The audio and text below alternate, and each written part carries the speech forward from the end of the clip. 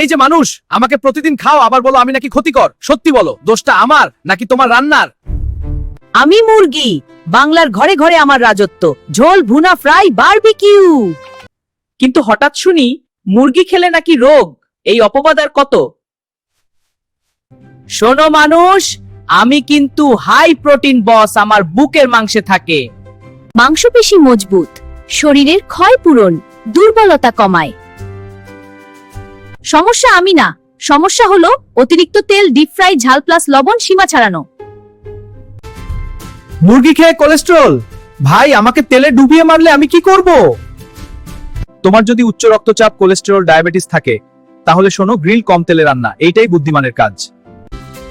পরিমাণ বুঝে খাও, তাহলেই আমি তোমার বেস্ট ফ্রেন্ড।